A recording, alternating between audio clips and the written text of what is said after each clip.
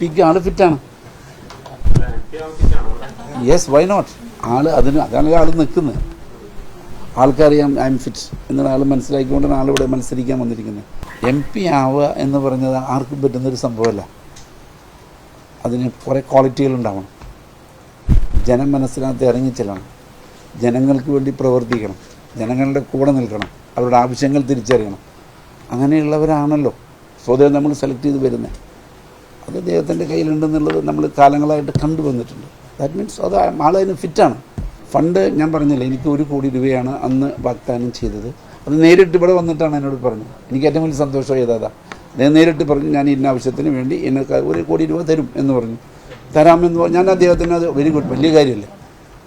പൈസ തരുന്നതും നമ്മൾ മറ്റൊരു തദ്ദേശ സ്വയംഭരണ സ്ഥാപനത്തിൻ്റെ അധ്യക്ഷനായിരിക്കുമ്പോൾ ഇവിടുത്തെ സഹായത്തിന് വേണ്ടി ആര് തന്നാലും നമ്മൾ സ്വീകരിക്കണ്ടേ. കാരണം എൻ്റെ നാട് നന്നാവണം, എൻ്റെ നാട് പുരോഗതിയിലേക്ക് പോകണമെന്ന് മാത്രം ചിന്തിക്കുന്ന ഒരാളല്ല. വാങ്ങിക്കും. സ്വതന്ത്രമായി ചിന്തിക്കാനുള്ള അവകാശം എനിക്കുണ്ടെന്ന്. ഞാൻ സ്വതന്ത്രനാണ്. അപ്പോൾ ആ സ്വതന്ത്രമായി ചിന്തിക്കും, സ്വതന്ത്രമായി പ്രവർത്തിക്കും. അതൊക്കെ സ്വാതന്ത്ര്യത്തിലേ നടക്കുകയുള്ളൂ.